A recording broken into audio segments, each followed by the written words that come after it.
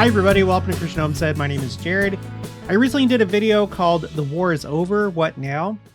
Because recently it seems that this war between Israel and Hamas has come to an end. The hostages have been released. And Green Tree, who's been watching my channel since the very beginning, I think, like really early on, wanted me to talk about the difference between, I think they're referring to the War of Gog and Magog before the millennium and after the millennium. So you have this final war that leads up to the second coming. Christ comes and he saves the Jews. It's the War of Gog and Magog. But the scriptures also describe another War of Gog and Magog after the millennium. After the 1,000 years, there's a short period of time where Satan has power, and there's another war of Gog and Magog. So what's the difference? So I'm going to show you what I found. I'm actually surprised that I didn't have some of this on my spreadsheet, quotes A through Z already. So I've added some new things onto that spreadsheet. Before we get to that, I had expressed on my channel that I felt like this war specifically between Israel and Hamas could be that final war, because since the very beginning of it, it's had this series of escalations. And I have this spreadsheet trying to track all the different escalations.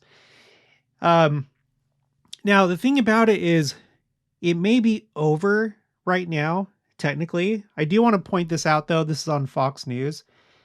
It says, Trump's Gaza peace plan spurs hope, doubt, as experts warn of managed security, not lasting peace. And I guess only time will tell. I think that's a pretty good assessment, though. It seems like there's maybe still an issue, and we probably shouldn't hold our breath, but we'll see what happens. Now, in a broader sense, I've also entertained the idea that this entire conflict, the Israeli-Palestinian conflict, or the larger Israeli-Arab or Israeli-Muslim conflict, that this entire thing, ever since the creation of the State of Israel, may be Gog and Magog. That it may not be a single war, the way that we think of war, but a series of wars.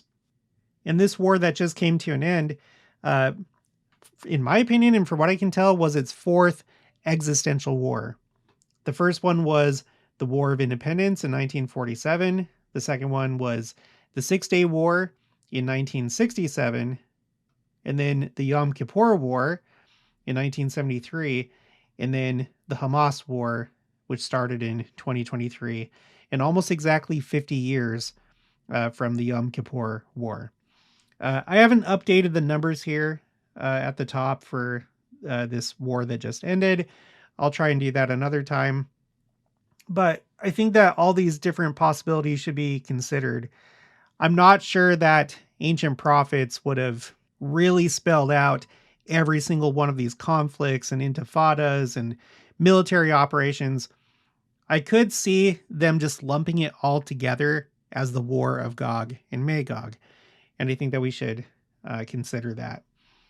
So let's go to the Bible dictionary. I think that what you should do whenever you have a question about the scriptures is first use the resources that the church gives you. Look at the chapter headings, look at the footnotes. We also have these scripture helps like the Bible dictionary. This is under Gog, and we're looking at number 2. King of Magog, whose invasion of Israel was prophesied by Ezekiel, chapters 38 and 39. We're going to take a look at that in just a minute. The prophecy points to a time when the Gentile nations of the north would set themselves against the people of God and would be defeated and led to recognize Jehovah as king. All this appears to be at the second coming of the Lord. Another battle, called the Battle of Gog and Magog, will occur at the end of the 1,000 years. This is described by John in Revelation 20, verses 7 through 9. See also Doctrine and Covenants 88, 111 through 116. And we're going to take a look at those as well. So let's look at this first Gog and Magog as described in Ezekiel. I'm not going to read the entire chapter, but the chapter heading, the Battle of Gog from the land of Magog against Israel will usher in the second coming. The Lord will come amid war and pestilence, and all men will shake at his presence. Now, the thing about scriptures like these is you have different lands that are mentioned, and people will go into all sorts of theories, and usually they're very convoluted, and they'll try to identify exactly who, like which nations are going to be involved in these battles and these wars. Because, like in verse 5, it mentions Persia, which is modern day Iran, Ethiopia, and Libya, which are African nations. And then it says Gomer and all his bands, the house of Togarma. And so people try and identify these different nations. I think it's a mistake to do that, because I don't think that's the point of the scriptures, for you to identify the modern day equivalent, like one for one. There's this here, verse 13, Sheba and Dedan and the merchants of Tarshish. That one's a little bit interesting because Tarshish, I'm not going to read this here, but there are those that believe that it could have reference to Spain, which is interesting because that's where I served my mission.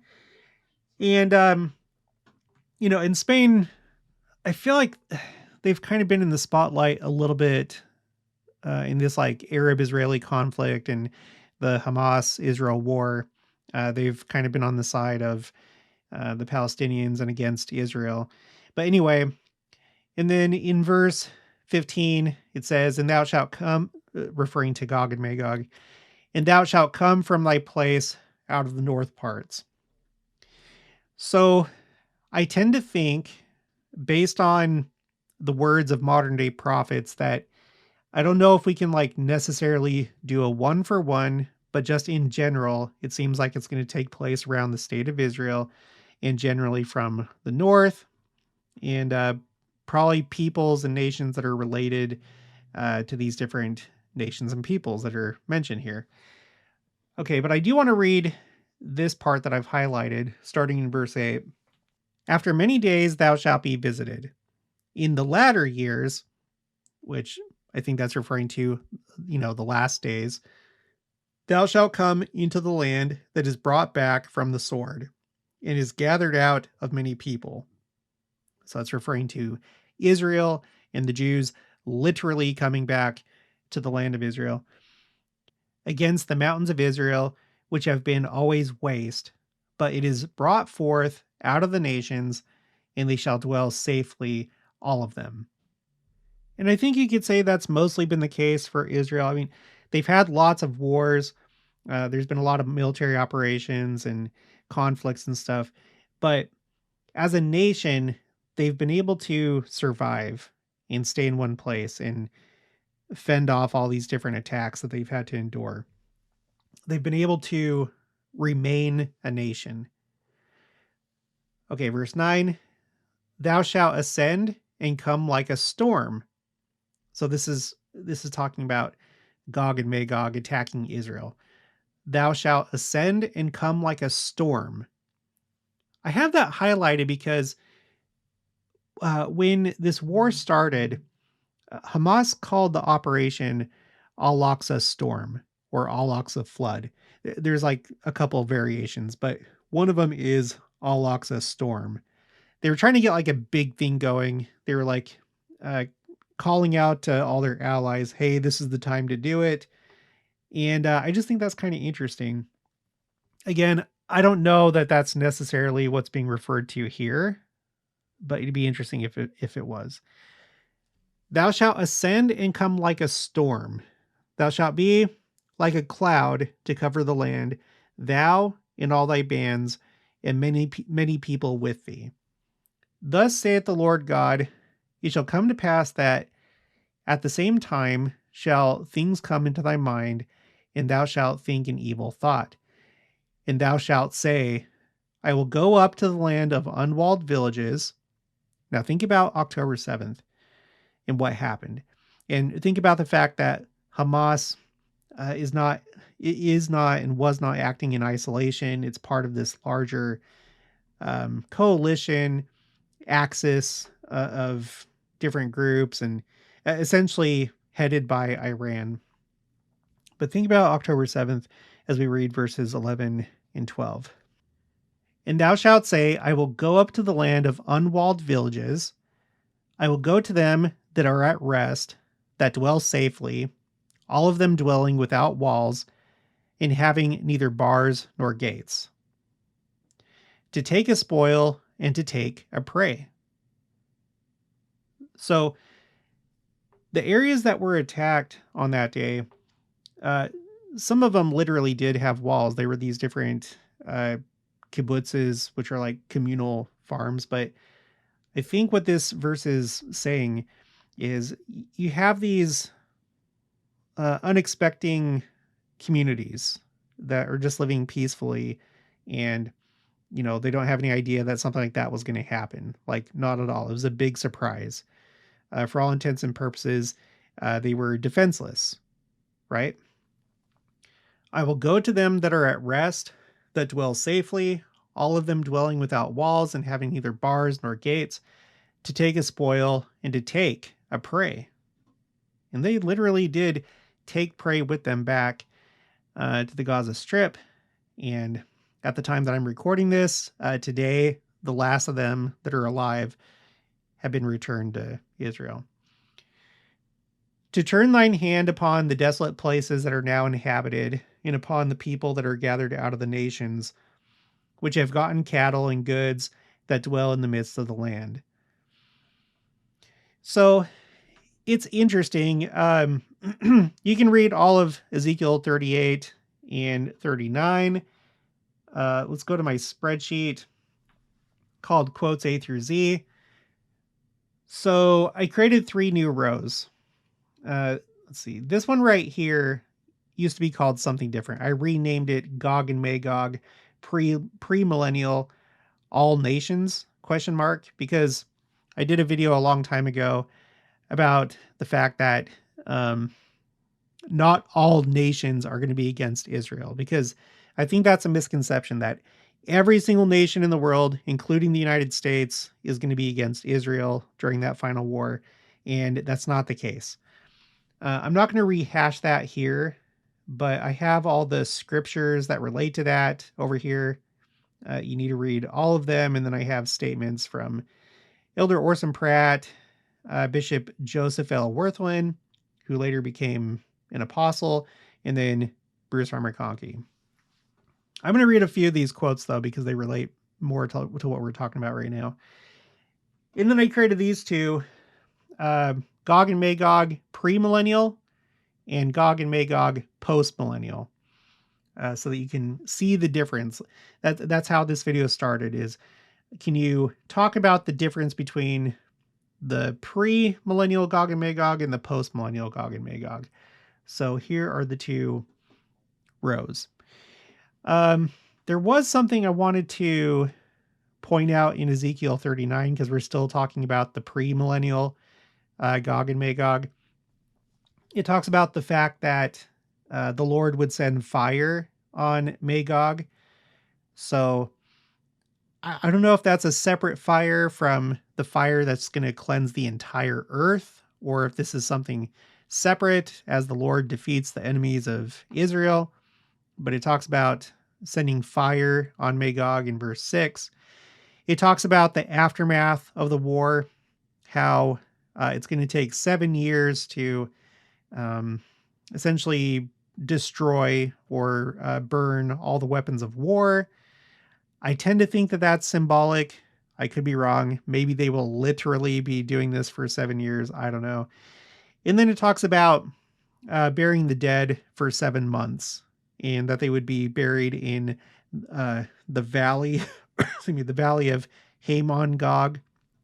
If this is a literal thing, it's in the land of Israel, east of the sea. I don't know if that's referring to the Mediterranean Sea or the Dead Sea or the Sea of Galilee, but east of the sea, in the valley of Hamon Gog. In that there would be a city there called Hamona. So I don't really know much about that right now. I don't know if there's much more to know about that, but I want to point that out. And then at the end, in these highlighted parts, I'm not going to read these, but the Lord basically just says that in former times, when Israel was unfaithful, he allowed their enemies to come upon them and take them away captive. And you've had the diaspora. So, for example, you had it when the Babylonians destroyed Jerusalem, but then the Jews came back, and then later on, the Romans, and then there's been this big, long diaspora, and only in the 1940s did the Jews really start to come back to the land. And it seems that the Lord has worked miracles to preserve them, um, undoubtedly through his prophets, his modern day prophets. I think there's probably a lot recorded that we don't know about. A lot that's been documented in the journals and diaries of modern day prophets. Maybe things that they like, specific actions that they took to preserve Israel that we don't know about yet. But anyway, he talks about how, that's how it was back then. The Lord allowed them to be carried away captive and spread all throughout the world. But now, during this final war and in the last days, the Lord is going to preserve them and protect them, and that it's going to be a witness to all the nations that this is still his covenant people. Okay, so that's what I have for the premillennial Gog and Magog. But what do we know about the postmillennial Gog and Magog? Well, let's go to the scriptures that the Bible dictionary said to go to. So the first one is Revelation chapter 20, verses 7 through 9. I want to point out that in the next chapter, 21, that's where it talks about New Jerusalem coming down again out of heaven. Because that's kind of similar. Like how we're talking about now that there's two Gog and Magogs. There's also two different times that New Jerusalem comes out of heaven. One time, it's basically at the time of the second coming. You have the city of Enoch, but which is essentially the same as Zion. And you have all the resurrected saints that are coming down out of heaven to join themselves with the saints on the earth. But then at the end of the millennium, in chapter 21 of Revelation, it talks about another New Jerusalem coming again, and then the earth becoming celestialized. And so you have that, and that's similar to this premillennial and postmillennial Gog and Magog. I just want to point that out. Okay, verse 7. And when the 1,000 years are expired, and that's the key, when the 1,000 years are expired, Satan shall be loosed out of his prison, and shall go out to deceive the nations which are in the four corners of the earth, Gog and Magog, to gather them together to battle, the number of whom is as the sand of the sea. And they went up on the breadth of the earth, and compassed the camp of the saints about, and the beloved city, and fire came down from God out of heaven and devoured them. So you have this like a parallel thing. It's like a sequel, another Gog and Magog, another siege on the saints, the beloved city. Maybe that's referring to Jerusalem. Maybe it's referring to New Jerusalem. Maybe it's both, or maybe it just basically means that the saints are going to be persecuted and, feel like they're surrounded from all sides, kind of like how we do right now with all the hostility toward the church. And then there's going to be yet another fire, or kind of like cleansing event that takes place, just like before the millennium. So that's interesting. Let's go to the New Testament student manual for these verses. John saw that after the millennium, Satan would be loosed, and he and his evil forces would again wage war against the camp of the saints and the beloved city, which is Zion, a place of safety and refuge. Well, when it says Zion, that's probably referring to the anyway, I don't care. John referred to Satan's host by the symbolic names, and that's important to understand, especially when you're reading the book of Revelation. symbolic names Gog and Magog.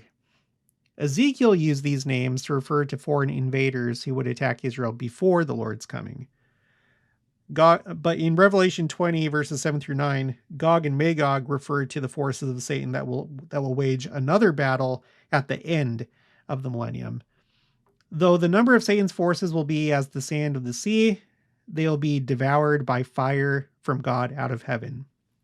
And the devil and his followers will be eternally cast into the lake of fire and brimstone. With this final cleansing of evil, the earth will be prepared to receive celestial glory. Latter-day Revelation adds the detail that Michael, the archangel, who is Adam, will play an important role in this final battle by gathering the armies of God together against Satan and his armies. So let's go to that. We're looking at Doctrine and Covenants 88, starting in verse 110. And let's just start right here. This is when the millennium is ushered in. There shall be time no longer, and Satan shall be bound, that old serpent who is called the devil, and shall not be loosed for the space of 1,000 years. And then he shall be loosed for a little season, that he may gather together his armies. And Michael, the seventh angel, even the archangel, shall gather together his armies, even the hosts of heaven. And the devil shall gather together his armies, even the hosts of hell, and shall come up to battle against Michael and his armies.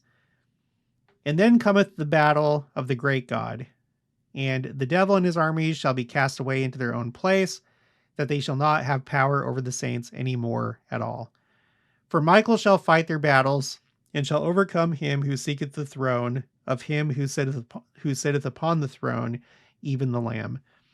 This is the glory of God and the sanctified, and they shall not any more see death. Okay, and then I want to go to the Institute Student Manual for these verses. It says to go look at this part of the student manual for section 29, verse 22.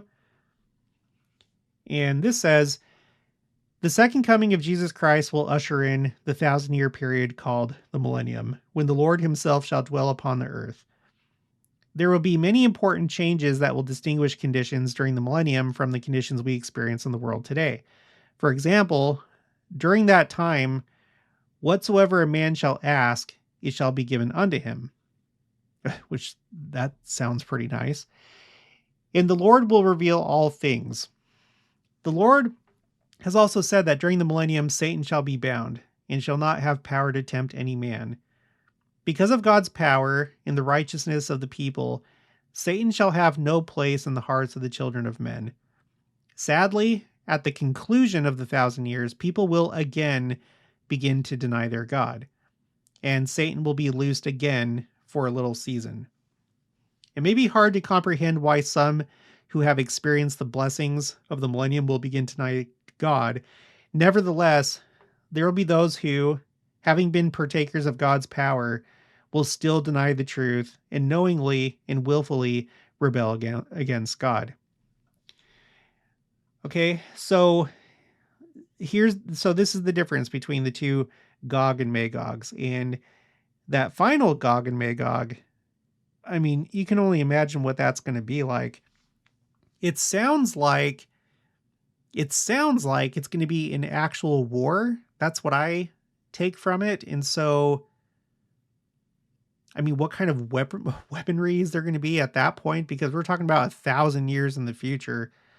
Or maybe it is just strictly a spiritual war, and just, Satan gets a lot of converts to his side.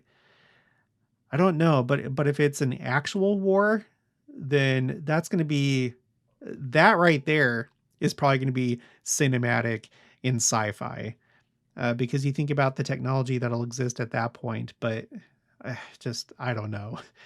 That's like way too far in the future to really even think about. Let's go back to my spreadsheet, and there were a couple things here I wanted to read. I just want to point this out. So this is from Elder Bruce R. McConkie, Mormon Doctrine, page 365. This is about the premillennial Gog and Magog. The prophecies do not name the modern nations which will be fighting for and against Israel, but the designation Gog and Magog is given to the combination of nations which are seeking to overthrow and destroy the remnant of the Lord's chosen seed. Okay, we got this. Elder Bruce R. McConkie, The Millennial Messiah, pages 477 to 478. When he comes again, it'll be the occasion of the abomination that maketh desolate. So the abomination of desolation is just the destruction of Jerusalem, or, in this case, Jerusalem is going to be saved, but it's going to be under siege. But unlike the previous abomination of desolations under the Babylonians and the Romans, this one's going to end differently. Which have heretofore seen means the fall of Jerusalem again in the final Great War. We do not speculate as to what nations are involved in these wars. It is well known that the United States and Great Britain and the Anglo-Saxon peoples have traditionally been linked together in causes designed to promote freedom and guarantee the rights of man. It is also well known that there are other nations ruled by a godless communistic power that have traditionally fought to enslave rather than to free men. It is fruitless to try and name nations and set forth the alliances that are to be. And so that I follow his lead. I don't like completely, close it off, but I think it's just kind of pointless. And I feel like a lot of people spend way too much time trying to do that. I will point out, though, and this will probably be the last thing. If we go to this October 1958 General Conference talk by, at the time, Bishop Joseph L. Worthland, he did mention some specific nations. This is the only instance that I know of where a general authority or anybody in church leadership has singled out specific nations. Well, this and then what we just read from Bruce R. McConkie, where it's like, well, we know that the United Kingdom and the USA are probably going to be for Israel, and then Russia is probably going to head the other camp. So we have that, but then we have this. So he gets done talking about World War II, and then he says, these nations of Russia, China, Korea, Syria, Syria, Israel, Egypt, Arabia, Lebanon. All these nations are now in an attitude of war of some kind. Just what the results are going to be, I do not know. Of course, from the revelations, we can and do know that someday there will be one great war in a certain area. That area possibly may be in and around some of these countries I've mentioned, probably around Israel. And yeah, with Israel specifically, there did end up being war. There ended up being the 6-Day War, which was a very significant war. That's the war where Israel captured Jerusalem. In one sense, you could say that's when part of the time of the Gentiles was fulfilled, because there's two parts to it. One has to do with the gospel going first to the Gentiles and then the Jews in this dispensation. That's one part of that prophecy. But the other part is who has possession of Jerusalem. For all this time, since the time of Christ, it's been trodden underfoot by the Gentiles. But in 1967, Israel captured Jerusalem. So that was highly significant. I just want to point that out. He didn't know that was going to take place just 9 years later. And then at the end, he says, as we think of the events that have taken place in the last years, we wonder whether or not these are the individuals who are going to cause the Great World War, which sometime will come before the Christ appears. So we're living in a really interesting time right now. It's uncertain how things are going to play out from this point going forward. for me, and I've said this before on the channel, all the way up until now, it's been really hard for me to see how this war was going to come to an end. It felt like it was just going to drag out forever. So I'm actually pretty surprised that we've gotten to this point. But is this the end?